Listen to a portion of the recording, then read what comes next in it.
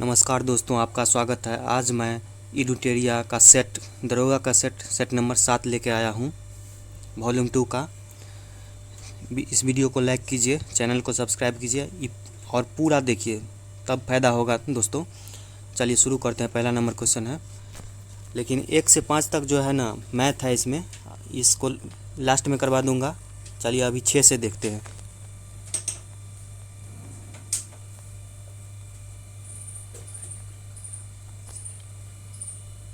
तो 6 number question है, अक्टूबर 2020 में पर्यटन मंत्रालय द्वारा जारी भारतीय पर्यटन सांख्यिकी 2020 के अनुसार साल 2019 में विदेशी पर्यटकों को आकर्षित करने में कौन सा राज्य शीर्ष स्थान पर रहा।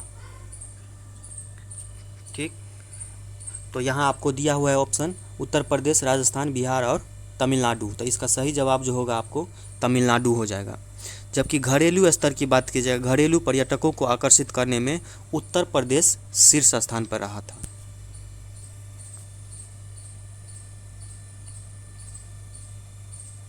अगला है, Sheikh Russel international air rifle championship 2020 की महिलाओं की स्पर्धा में स्वर्ण पदक किसने जीता। ये आपका हो जाएगा option number A, Elavenil Valarivan.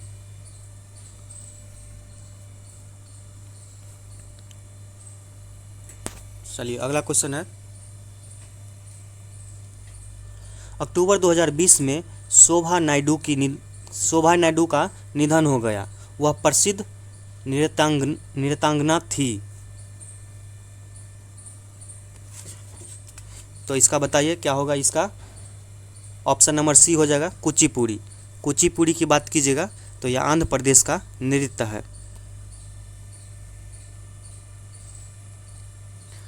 अगला है, 13वें ब्रिक्स शिखर सम्मेलन की मेजबानी निम्न में से किस देश के द्वारा की जाएगी। ये आपका हो जाएगा भारत। भारत जो होगा 2021 में होगा 13वें ब्रिक्स शिखर सम्मेलन 2021 में। ठीक, इसके बाद भारत इससे पहले 2 बार कर चुके हैं, यानी कि इस बार 2021 में जो होगा तीसरी बार होगा। 2 बार पहले यानी कि 2012 और 2016 में इसकी अध्यक्षता कर चुके हैं। अगला है, अक्टूबर 2020 में किसके द्वारा सर्व पावर योजना की शुरुआत की गई। ये आपका हो जाएगा डॉक्टर हर्षवर्धन।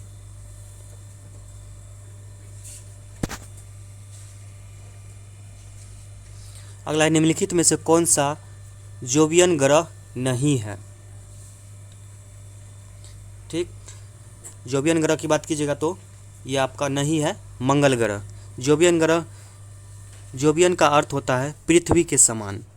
ठीक, बृहस्पति की बात कीजिएगा, शनि, यूरेनस तथा नेपच्यून गैसीय ग्रह है। ये सारे के सारे गैसीय ग्रह है, लेकिन इनके बड़े आकार के कारण इन्हें जोवियन ग्रह कहा जाता है।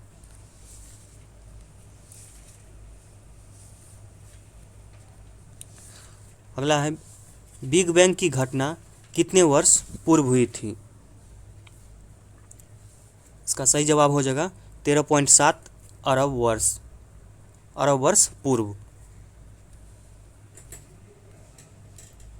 अगला है, कोयला निम्न में से किस प्रकार की सेल का उदाहरण है। कोयला की बात कीजिएगा तो यह अवसादी सेल के उदाहरण है।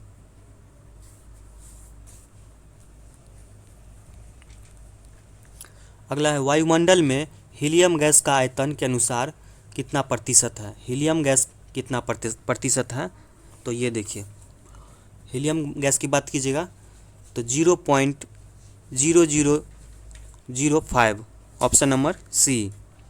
वायुमंडल में विभिन्न गैसों का आयतन के अनुसार प्रतिशत की बात कीजिएगा तो नाइट्रोजन का प्रतिशत है 78.08, ऑक्सीजन 20.94। ठीक, और यहाँ पे ऑप्शन डी में है 0.0018 की बात की जाए तो ये नियोन का है। अगला है, सारगैसो सागर किस महासागर का भाग है। सारगैसो सागर की बात कीजिए तो ये आपका अटलांटिक महासागर है। इसका इसलिए नाम सारगैसो बोला जाता है क्योंकि इसके तट पर मोटी समुद्री घास तैरती रहती है, जिसके नाम पर इसका नाम सारगैसो सागर रखा गया है। अगला है अंडमान और निकोबार को कौन सा जल क्षेत्र अलग करता है। अंडमान निकोबार की बात की जाए तो ऑप्शन ए में है 9 डिग्री, बी में है अंडमान सागर, मन्नार की खाड़ी। तो ये ऑप्शन इनमें से कोई नहीं होगा, क्योंकि अंडमान निकोबार की बात कीजिएगा तो 10 डिग्री चैनल अंडमान और निकोबार को अलग करती है। ठीक, यहाँ पे ऑप्शन ए में है 9 डिग्री चैनल, ये मिनिकॉय और लक्षद्वीप को अलग करता है।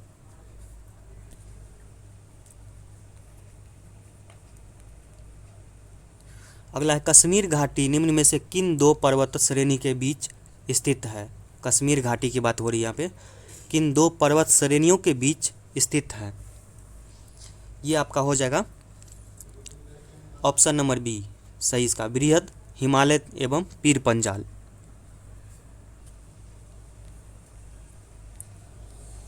अगला निम्नलिखित में से कौन सी नदी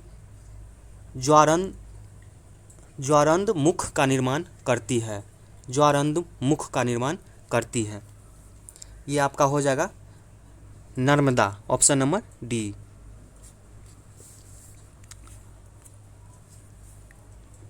देखिए, प्रायद्वीपीय नदियाँ मुहाने पर ज्वारंद मुख या छोटे डेल्टा का निर्माण करती है। ठीक, जैसे नर्मदा और ताप्ती। हिमालय की नदियाँ की बात कीजिएगा तो बड़े बड़े डेल्टा का निर्माण करती है, जैसे गंगा और ब्रह्मपुत्र। इंद्रावती किस नदी की सहायक नदी है। इंद्रावती की बात कीजिएगा तो ये गोदावरी नदी की सहायक नदी है, गोदावरी की। ठीक, गोदावरी नदी की बात कीजिएगा तो इसका सहायक नदी पैनगंगा, वैनगंगा, वर्धा, मानेर इत्यादि गोदावरी नदी की सहायक नदी है। अगला है पंपा सरोवर निम्न में से किस राज्य में स्थित है। पंपा सरोवर ये आपका हो जाएगा कर्नाटक राज्य में। कर्नाटक राज्य में एक और है वेलांदूर झील। वेलांदूर झील भी कर्नाटक राज्य में ही पड़ता है। अगला है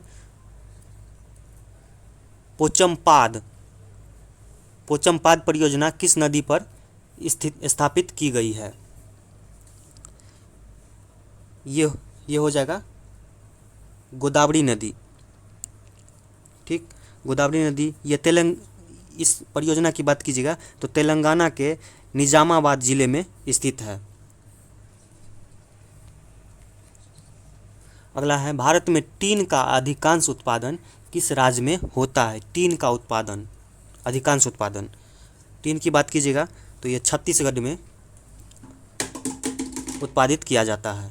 अधिकांश उत्पादन छत्तीसगढ़ के दंतेवाड़ा जिला में इसकी यहाँ पे उत्पादन किया जाता है। अगला है भारत का मैनचेस्टर कहा जाता है। भारत का मैनचेस्टर किसे कहा जाता है। ऑप्शन ए में है सूरत, बी अहमदाबाद, मुंबई, सी और कोयम्बटूर। तो भारत की मैनचेस्टर की बात कीजिएगा तो आपको अहमदाबाद को भारत का मैनचेस्टर कहा जाता है। क्यों कहा जाता है तो सूती वस्त्र उद्योगों का प्रमुख केंद्र जो है अहमदाबाद में है, इसी कारण भारत का मैनचेस्टर अहमदाबाद को कहा जाता है। यहाँ ऑप्शन डी में जो है कोयम्बटूर की बात कीजिएगा तो ये दक्षिण भारत का मैनचेस्टर कहा जाता है, कोयम्बटूर को। अगला है निम्नलिखित भारतीय राज्यों में किस राज्य का सीमा भूटान से नहीं लगता है। तो भूटान की बात कीजिएगा तो यहाँ अरुणाचल प्रदेश, असम, पश्चिम बंगाल ये सभी के सभी भूटान से लगते हैं, यानी कि ऑप्शन नंबर डी इनमें हो जाएगा। भूटान की बात कीजिएगा तो अरुणाचल प्रदेश तो है ही, असम भी है, पश्चिम बंगाल और यहाँ पे आपका एक और हो जाएगा सिक्किम भी। मतलब भारत का कुल मिलाकर 4 राज्य ऐसा है जो भूटान के साथ सीमा बनाती हैं।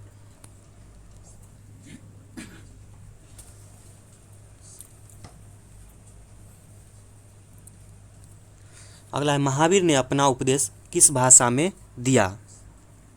महावीर की बात कीजिएगा तो ये जैन धर्म से संबंधित है। ये प्राकृतिक भाषा में अपना उपदेश दिए थे। द्वितीय बौद्ध संगीति किसके शासनकाल में आयोजित की गई थी। द्वितीय बौद्ध संगीति की बात कीजिएगा तो 383 ईस्वी पूर्व में कालाशोक के शासनकाल में वैशाली में आयोजित किया गया था। तो यानी कि ऑप्शन नंबर बी हो जाएगा। ठीक, पहले की बात कीजिएगा तो अजातशत्रु के शासनकाल में 483 ईस्वी पूर्व में पाटलिपुत्र राजगिरी में हुआ था। ठीक, द्वितीय तो है ही कालाशोक। तीसरी की बात कीजिएगा तो अशोक ने करवाया था पाटलिपुत्रा में। और चतुर्थ बौद्ध सम्मेलन कनिष्क के द्वारा किया गया था कश्मीर में। अगला शुंग शासकों ने अपनी राजधानी कहाँ स्थापित की थी। शुंग शासक, ये हो जाएगा आपको विदिशा, ऑप्शन नंबर बी। जबकि प्रतिष्ठान की बात कीजिएगा ऑप्शन नंबर डी में है। ये सातवाहनों की राजधानी थी प्रतिष्ठान, सातवाहन की राजधानी। अगला है चेदी वंश का संस्थापक कौन था। चेदी वंश की बात कीजिएगा तो महामेघ वाहन, यानी कि ऑप्शन नंबर बी हो जाएगा इसका संस्थापक। ठीक, यहाँ पे ऑप्शन ए में है खारवेल की बात कीजिएगा तो इस वंश के महान शासक थे, यानी चेदी वंश के महान शासक की बात कीजिएगा तो खारवेल। ठीक, अगला है ऑप्शन सी में है वसुदेव जो है कण्व वंश के संस्थापक थे। और सिमुक की बात कीजिएगा तो सातवाहन वंश के संस्थापक थे। अगला है प्रथम हून आक्रमण किसके समय में हुआ था। हून आक्रमण की बात कीजिएगा तो ये आपको स्कंदगुप्त के शासनकाल में हुआ था। भीतरी स्तंभ लेख से पता चलता है कि स्कंदगुप्त के समय में पहला हून आक्रमण हुआ था। और जूनागढ़ अभिलेख की बात कीजिएगा तो इससे पता चलता है कि स्कंदगुप्त ने हूनों के आक्रमण को विफल कर दिया था। अगला है महमूद गजनबी ने सोमनाथ मंदिर पर कब आक्रमण किया था। महमूद गजनबी ने, तो ये हो जाएगा 1025 ईस्वी में। ठीक, गजनबी द्वारा क्या किया गया था, मंदिर को नष्ट भी किया गया था और वहाँ पे लूटपाट भी किया गया था। उस समय का शासक की बात कीजिएगा तो भीमदेव कठियावाड़ था वहाँ का शासक।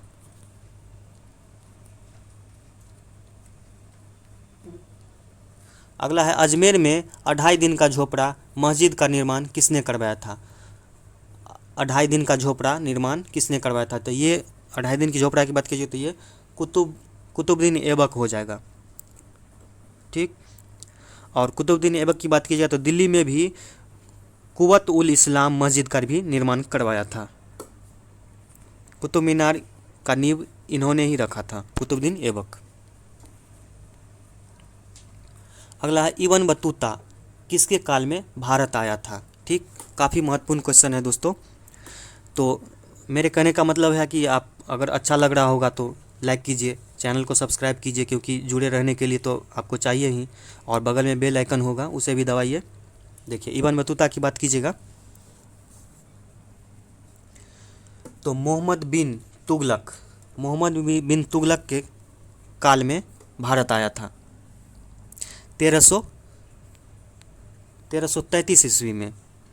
ठीक, इब्न बतूता की बात कीजिए तो वो मोरक्का का निवासी था, मोरक्को।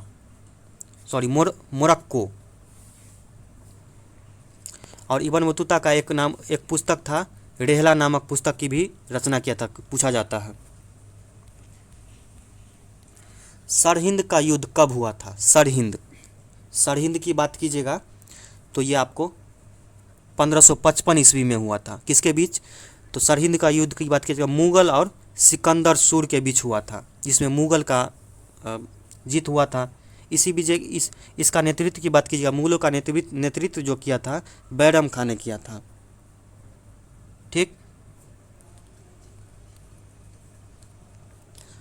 पंचतंत्र का अनवार ए सुलेही, पंचतंत्र का अनवार ए सुलेही नाम से फारसी भाषा में किसने अनुवाद करवाया था? ये हो जाएगा आपको ऑप्शन नंबर ए, हुसैन इब्न अली वैज, हुसैन इब्न अली वैज। ठीक, इसकी बात कीजिएगा तो ये पौराणिक संस्कृत नीति कथा पंचतंत्र का फारसी में अनुवाद किया था। ऑप्शन बी में है बदायूं, बदायूं की बात कीजिएगा तो रामायण का फारसी में अनुवाद किया था। और इब्राहिम सरहिंदी की बात कीजिएगा ऑप्शन डी में जो है अथर्ववेद को फारसी में अनुवाद किया था। अगला, निम्नलिखित में से किस मुगल बादशाह द्वारा निजाम उल मुल्क की उपाधि प्रदान की गई थी?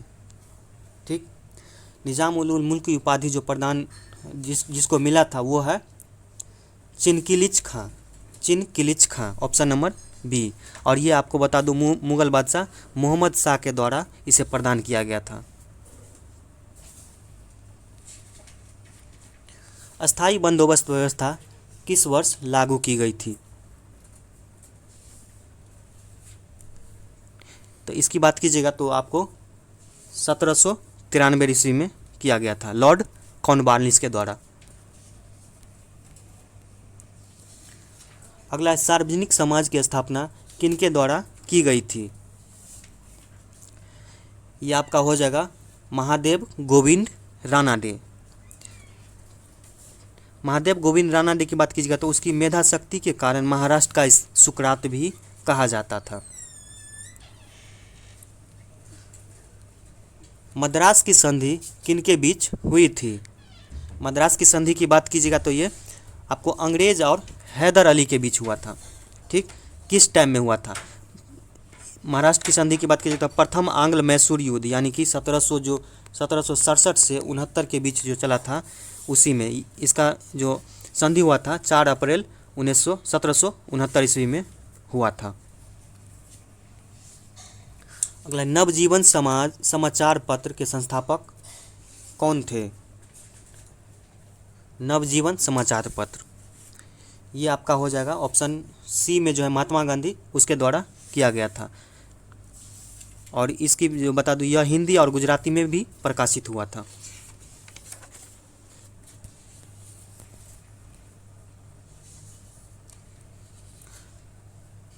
अगला है यू के सिन्हा समिति निम्न में से किससे संबंधित है? तो ये आपका हो जाएगा ऑप्शन नंबर सी, सूक्ष्म लघु एवं माध्यम उद्योग, इससे संबंधित है यू के सिन्हा समिति। इसकी बात की जाए तो इसको शॉर्ट में बोला जाता है MSME यानी कि micro small and medium enterprises.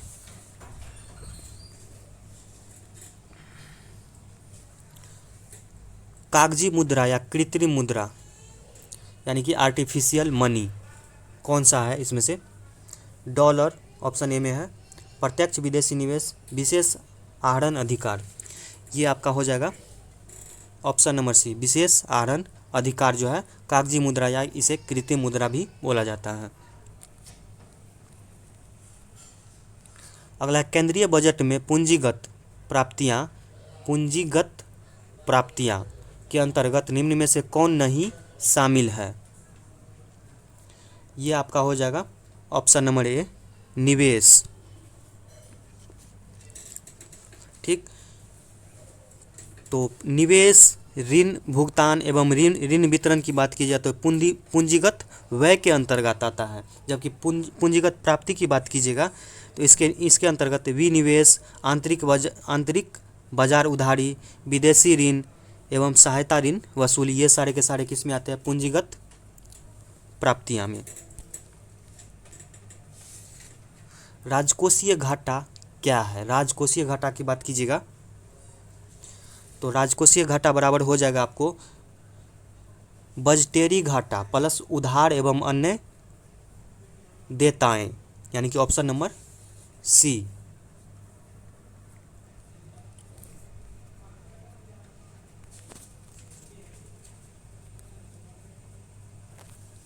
अगला है, जब कोई देश अपना मुद्रा का अवमूल्यन करता है तो इसका प्रभाव होता है। किस पर इसका प्रभाव होता है?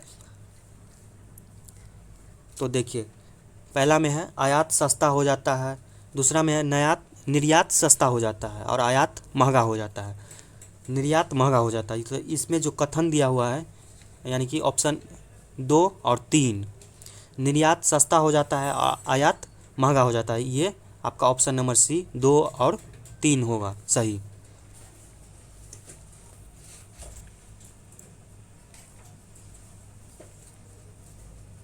अगला है आज़ादी के बाद से अब तक कितनी बार भारतीय रुपये का अवमूल्यन किया गया है?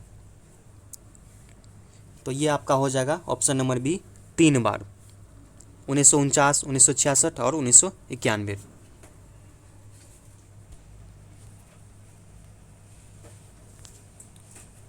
चलिए अगला है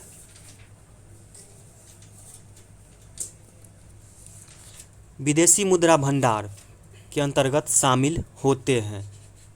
विदेशी मुद्रा भंडार के अंतर्गत शामिल होते हैं, पहला है विशेष आहरण अधिकार, दूसरा IMF के पास रिजर्व कोष, ठीक। अगला है स्वर्ण भंडार, अगला है विदेशी परिसंपत्तियाँ, ठीक। 86 की बात कीजिएगा, 46 की बात, तो इसमें आपको सारे के सारे सही है, यानी कि ऑप्शन नंबर डी हो जाएगा। 1, 2, 3 और 4 सारे के सारे सही है, उसके अंतर्गत शामिल होते हैं।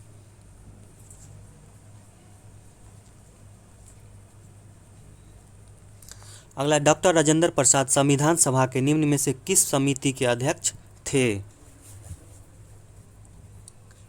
ठीक, प्रक्रिया नियम समिति, अगला है संचालन समिति, वित्त एवं कर्मचारी समिति, ये तीनों के तीनों में डॉक्टर राजेंद्र प्रसाद अध्यक्ष थे, यानी कि ऑप्शन नंबर डी। इसके अलावा डॉक्टर राजेंद्र प्रसाद की बात कीजिएगा तो राष्ट्रध्वज संबंधी तदर्थ समिति के भी अध्यक्ष थे। कौन? डॉक्टर राजेंद्र प्रसाद।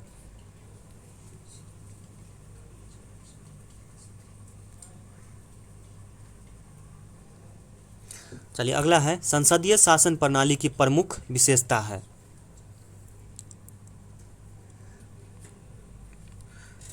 तो ये देखिए, पहला है शक्तियों का कठोर पृथक्करण, ठीक, दोहरी कार्यपालिका, अगला है विधायिका एवं कार्यपालिका के मध्य सामंजस्य पूर्ण संबंध, ठीक।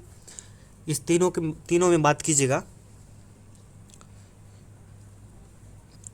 तो आपको 2 और 3 नंबर जो है सही है, यानी कि 1 नंबर गलत है, 2 और 3,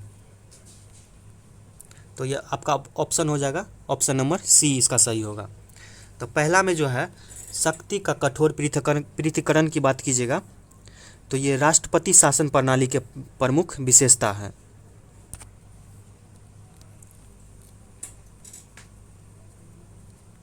चलिए अगला है निम्न में से कौन सा कथन मूल अधिकारों से के संबंध में सही नहीं है? देखिए, मूल अधिकारों की बात कर रहे हैं यहाँ पे, पहला है ये सीमित नहीं है, अगला है ये अस्थाई नहीं है, अगला ये वाद योग होते हैं, ठीक। देखिए इसमें तो उसके मूल अधिकारों के संबंध में नहीं है, नहीं पूछा जा रहा है, यानी कि ये सारे के सारे जो ऑप्शन है सही है। ये मूल अधिकार की बात की जाए तो ये असीमित नहीं है, ये बिल्कुल सही है, ये अस्थाई नहीं है, ये भी सही है, ये वादयोग होते हैं, ये भी सही है, यानी कि इनमें से नन ऑफ दीज हो जाएगा, यानी कि इनमें से कोई नहीं, ठीक। मूल अधिकार सीमित की बात कीजिएगा तो इसको हम क्लियर करते हैं, राज्य उन पर युक्तिक प्रतिबंध लगा सकता है, यानी कि यह मूल अधिकार असीमित नहीं है इसमें, ठीक। ये अस्थाई की बात कीजिएगा तो संसद इसमें कटौती कर सकती है, कटौती जब कर सकती है तो ये अस्थाई नहीं है, यानी कि ये ऑप्शन भी मूल अधिकारों के प्रति सही है, ठीक। ये वाद योग होते हैं तो इसकी बात कीजिएगा तो मूल अधिकारों का उल्लंघन की स्थिति में व्यक्ति अदालत जा सकता है, तो इसीलिए इसका ऑप्शन नंबर डी सही हो जाएगा। अगला है एक अनुच्छेद जिसके बिना संविधान अर्थविहीन है, यह संविधान की आत्मा और हृदय है। BR यानी कि भीमराव अंबेडकर का यह कथन किस अनुच्छेद से संबंधित है? तो ये काफ़ी चर्चित क्वेश्चन है। देखिए, ये आपको भीमराव अम्बेडकर के द्वारा बोला गया था। अनुच्छेद 32 को आत्मा और हृदय बोला गया था। ठीक, वैसे संविधान की आत्मा की बात कीजिएगा तो प्रस्तावना है, लेकिन भीमराव अम्बेडकर के द्वारा अनुच्छेद 32 को संविधान का आत्मा बोला गया था।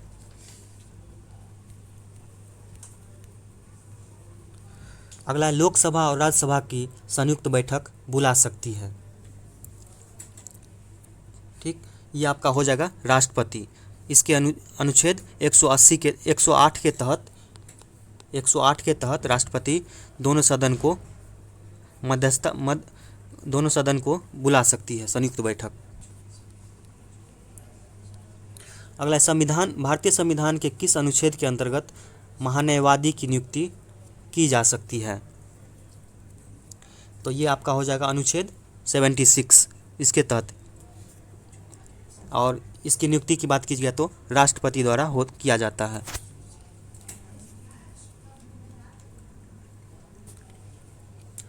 अगला, लोकसभा में केंद्र शासित क्षेत्रों का सर्वाधिक प्रतिनिधित्व हो सकता है। लोकसभा में केंद्र शासित क्षेत्रों यानी केंद्र शासित प्रदेश का सर्वाधिक प्रतिनिधित्व हो सकता है। तो ये आपका हो जाएगा, केंद्र शासित प्रदेश में 20 सदस्य हो सकते हैं, जबकि लोकसभा में राज्य की बात कीजिएगा तो 530 हो सकता है।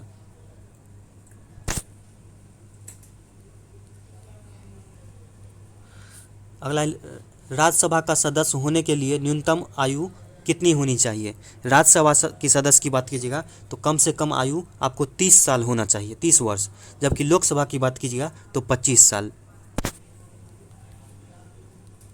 अगला है, भारत की संचित निधि से धन निकालने के लिए निम्न में से किसका अनुमोदन अनिवार्य है? तो ये आपका हो जाएगा संसद का अनुमोदन अनिवार्य होना चाहिए।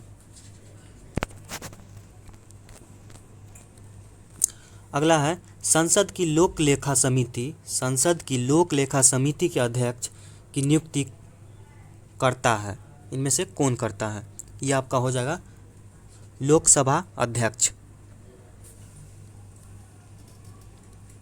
चिराग शेट्टी निम्न में से किस खेल से संबंधित है? चिराग शेट्टी की बात कीजिएगा तो ये बैडमिंटन से संबंधित है, यानी कि ऑप्शन नंबर ए। 2020 में अर्जुन पुरस्कार मिला था चिराग शेट्टी को। भारतीय दूरसंचार नियामक प्राधिकरण के वर्तमान अध्यक्ष है, यानी कि भारतीय दूरसंचार नियामक प्राधिकरण के वर्तमान अध्यक्ष कौन है? ये आपका हो जाएगा PD Vaghela, option number C.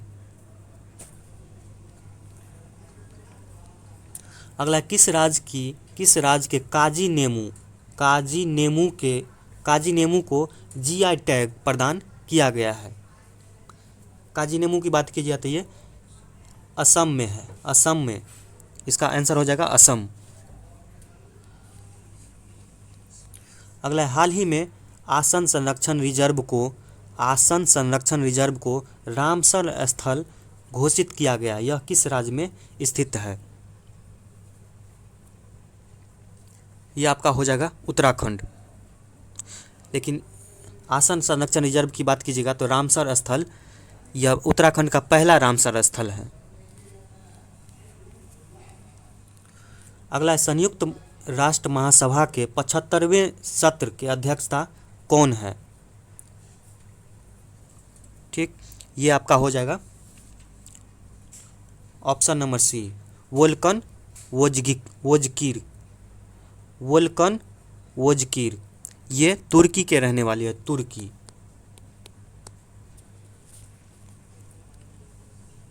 अगला है, अगस्त 2020 में ड्रैगन फ्लाई फेस्टिवल कहाँ मनाया गया था? ये आपका हो जाएगा केरल में। अगला, विश्व आर्थिक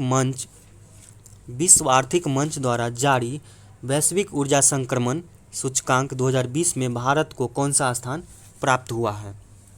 तो भारत की बात कीजिएगा तो आपको 74 यानी कि 74वां प्राप्त हुआ है। पहला नंबर पे जो है स्वीडन है, पहला नंबर पे स्वीडन।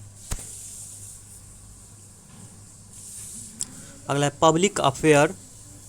पब्लिक अफेयर्स इंडेक्स 2020 में बड़े राज्यों में प्रथम स्थान प्राप्त किया है। बड़े राज्यों में, यहाँ पे गौर कीजिएगा, पब्लिक अफेयर्स इंडेक्स 2020 में बड़े राज्यों में प्रथम स्थान जो प्राप्त किया है वो है केरल। ठीक, जबकि बड़े राज्यों में अंतिम स्थान प्राप्त करने वाला यूपी। ठीक, छोटे राज्यों की बात कीजिएगा तो छोटे राज्यों में प्रथम स्थान प्राप्त करने वाला गोवा, और जबकि छोटे राज्यों में अंतिम स्थान प्राप्त करने वाला मणिपुर। ठीक, और केंद्र शासित प्रदेश की बात की जाए तो केंद्र शासित प्रदेश में पुडुचेरी एवं लक्षद्वीप का शीर्ष स्थान है। अगला global vaccine summit 2020। Global vaccine summit 2020 निम्न में से किस देश में आयोजित किया गया है? यह आपका हो जाएगा ब्रिटेन। अगला, किस खिलाड़ी को world game athlete of the year award 2020 सम्मानित किया गया है? World game athlete of the year award 2020। ठीक, ये हो जाएगा आपको रानी रामपाल। रानी रामपाल की बात कीजिएगा तो यह पुरस्कार पाने वाला विश्व की पहली महिला हॉकी खिलाड़ी है। अगला है जेसीबी साहित्य पुरस्कार 2020 का विजेता कौन है? ये हो जाएगा आपको एस हरीश की बात कीजिएगा तो ये विजेता मलयालम साहित्य के लेखक एस हरीश है। मलयालम साहित्य इनके द्वारा रचना किया गया है। अगला, 23वां राष्ट्रीय ई गवर्नेंस सम्मेलन कहाँ संपन्न हुआ है? ये हो जाएगा आपको मुंबई में। इसका थीम था भारत 2020 डिजिटल परिवर्तन।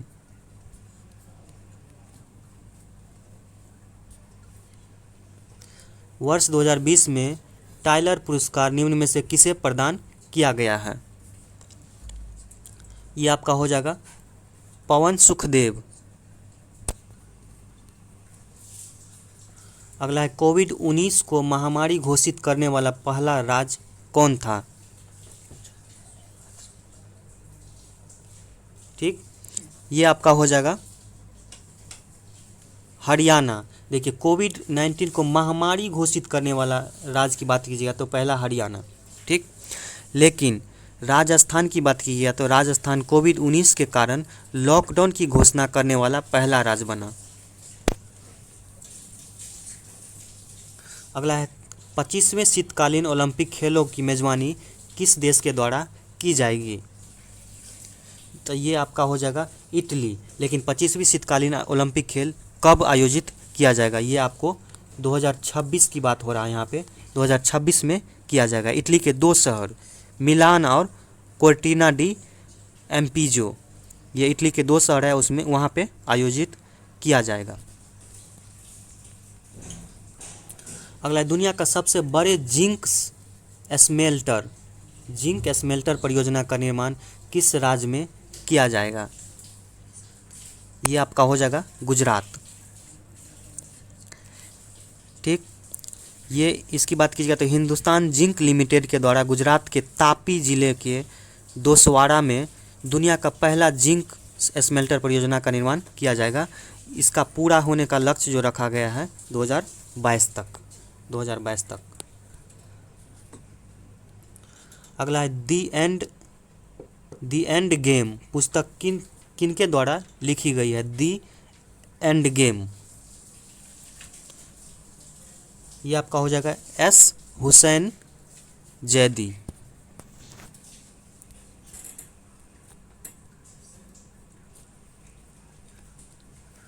भारत सरकार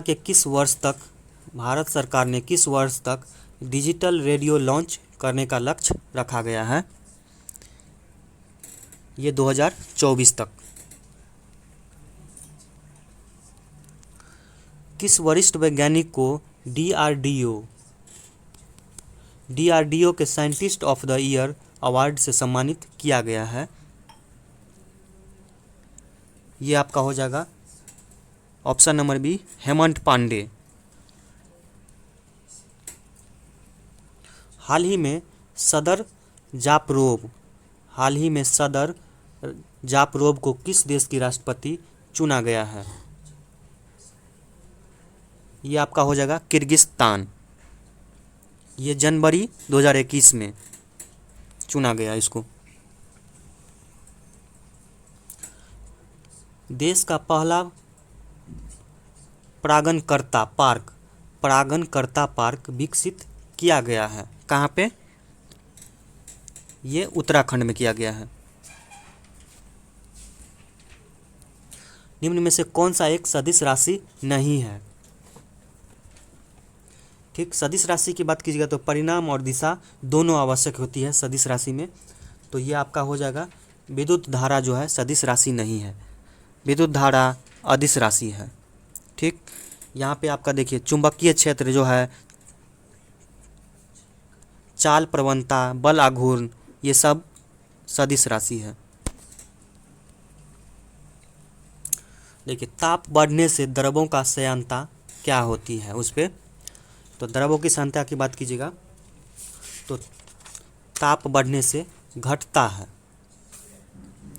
ठीक, द्रवों एवं गैसों की में श्यानता की बात कीजिए तो इसका गुण जो पाया जाता है, श्यानता का गुण पाया जाता है द्रवों एवं गैसों में।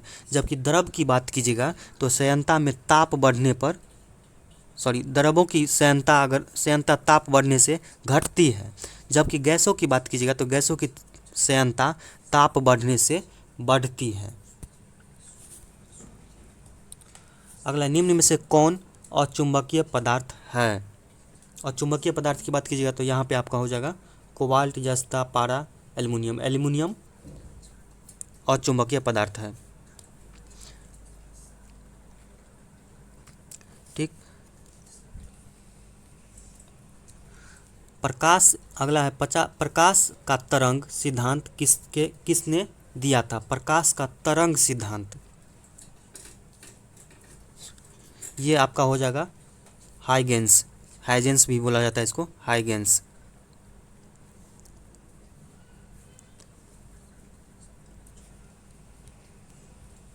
अगला, सोलर कुकर में उपयोग किया जाता है, कौन सा दर्पण किया जाता है सोलर कुकर में? ये आपका हो जाएगा अवतल दर्पण। अवतल दर्पण की बात कीजिएगा तो इसके अलावा दाढ़ी बनाने में, गाड़ी के हेडलाइट और सर्च लाइट में अवतल दर्पण का उपयोग किया जाता है। अगला, निम्नलिखित में से कौन सा जर्मन सिल्वर मिश्र धातु के अवयव है? German silver. ठीक, जर्मन सिल्वर की बात कीजिएगा तो तांबा, जस्टा और निकेल, यानी कि ऑप्शन नंबर डी। ठीक, गन मेटल की बात कीजिएगा तो तांबा, जिंक और टीन, यानी कि ऑप्शन नंबर सी में जो है ये गन मेटल है। जबकि ऑप्शन डी में जर्मन सिल्वर है।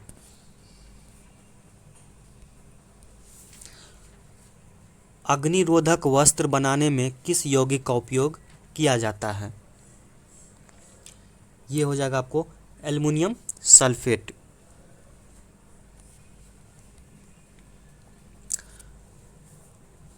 कार्नेलाइट किस धातु का अयस्क है? कार्नेलाइट की बात कीजिएगा तो ये आपको मैग्नीशियम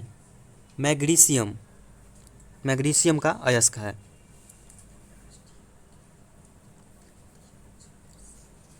जबकि ऑप्शन बी में है मैग्नीज। ये भी क्वेश्चन पूछा जाता है। तो पायरोलूसाइट जो है मैग्नीज का अयस्क है। अगला, स्टारफिश किस संघ का जंतु है? स्टारफिश ये हो जाएगा आपको इकाइनोडर्मेटा।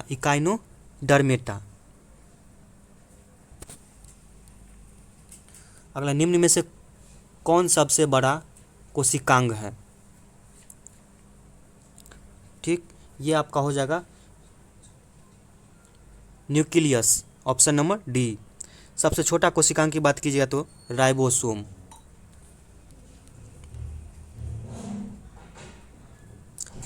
अगला है, यदि माता का रक्त समूह यानी ब्लड ग्रुप ओ है और पिता का ब्लड ग्रुप रक्त समूह AB हो तो बच्चों में संभावित रक्त समूह क्या होगा? ये आपका हो जाएगा ऑप्शन नंबर बी, ए और बी। संभावित होगा ए और बी।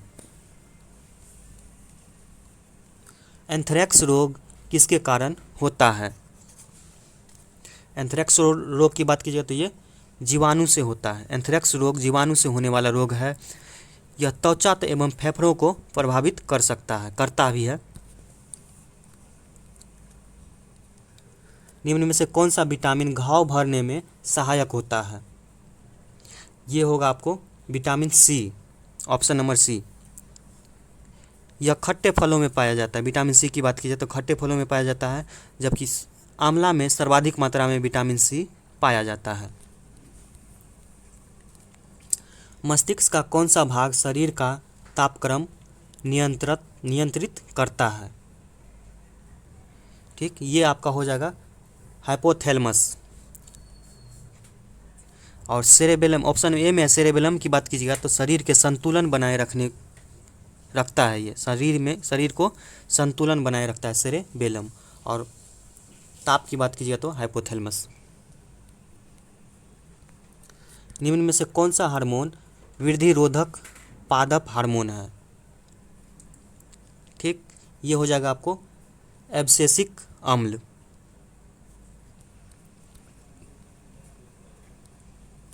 प्रोटीन का पाचन शरीर के किस अंग से आरंभ होता है? ये आपका हो जाएगा आमाशय।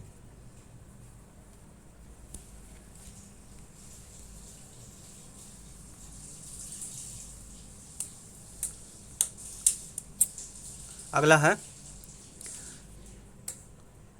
नतांग नेशनल पार्क किस राज्य में है? ये हो जाएगा आपको 9 से नतांग और 9 से नागालैंड। ऊर्जा पिरामिड होता है हमेशा सीधा, हमेशा उल्टा या सीधा उल्टा दोनों? ये आपको हो जाएगा हमेशा सीधा होता है ऊर्जा पिरामिड। अगला वेनेजुएला की राजधानी काराकास निम्न में से किस नदी के किनारे स्थित है? ये हो जाएगा आपको ओरिनिको।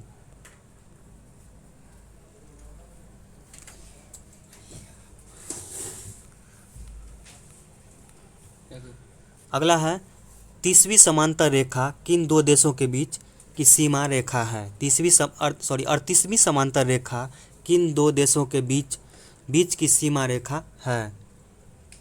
इसकी बात कीजिएगा तो ये उत्तरी कोरिया और दक्षिणी कोरिया के बीच सीमा रेखा है, यानी कि ऑप्शन नंबर डी।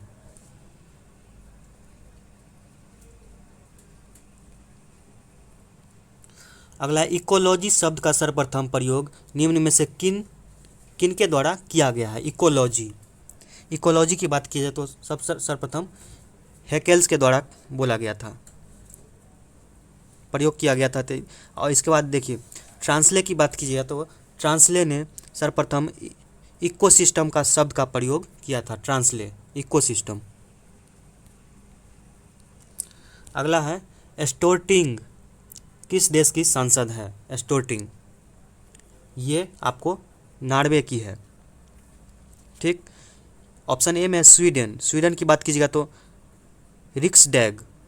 डेनमार्क की बात कीजिएगा तो आपको फॉल्केटिंग हो जाएगा, वहाँ का संसद का नाम फॉल्केटिंग। ब्राज़ील की संसद को कांग्रेस बोला जाता है। अगला युद्ध नृत्य निम्नलिखित में से किस राज्य का लोक नृत्य है? युद्ध नृत्य की बात कीजिएगा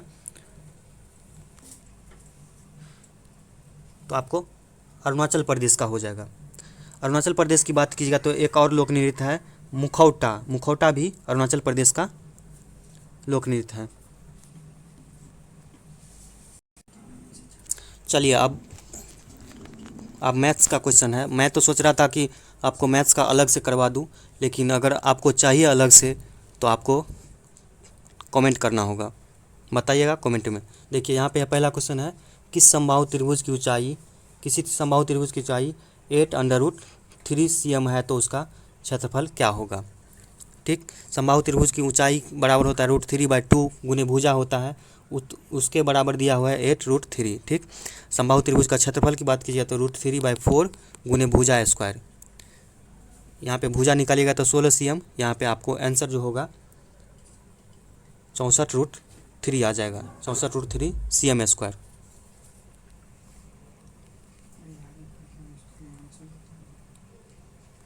ठीक, अगला है, देखिए क्वेश्चन आप लोग पढ़ लीजिएगा रोक कर, इसका जो आंसर है होगा आपको बता देता हूँ, ऑप्शन नंबर डी होगा। रेशियो से है क्वेश्चन, यहाँ पे रेशियो बोला जाता है ABC का रेशियो जो निकालिएगा तो आपको 12, 18 और 15 आ जाएगा। उसमें एक का भाग की बात कीजिएगा तो आपको एक का भाग जो है ऑप्शन नंबर डी में है वो आ जाएगा। 3 नंबर क्वेश्चन है, कोई धनराशि साधारण ब्याज की दर से 4 वर्ष में 3 गुनी हो जाएगी तो कितने वर्षों में यह धनराशि 5 गुनी हो जाएगी। इसका होता है n-1/T1 = n2-1/T2। ठीक, सब के सब दिया हुआ है, यानी कि n1 दिया हुआ है 3, n2 दिया हुआ है 5, T1 दिया हुआ है 4, यानी T2 आपको निकालना है। T2 बराबर हो जाएगा आपको 8 वर्ष, यानी कि ऑप्शन नंबर बी।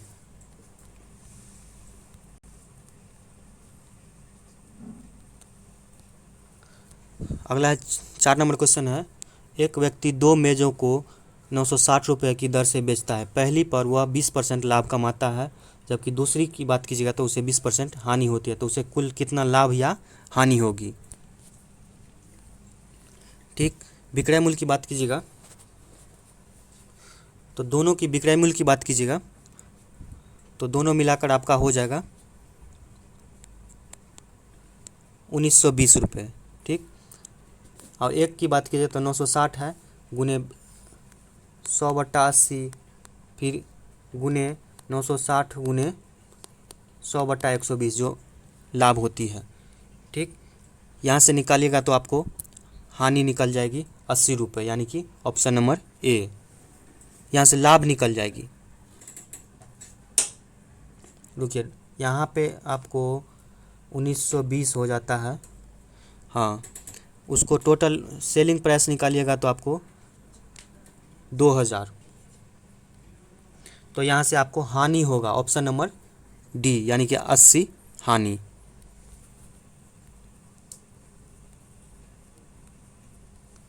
अगला है 5 नंबर क्वेश्चन है, नल जल से है, काफ़ी इजी क्वेश्चन है। इसको जो आप निकालिएगा तो इसका आंसर जो होगा आपको 18 घंटा हो जाएगा, ऑप्शन ए। धन्यवाद।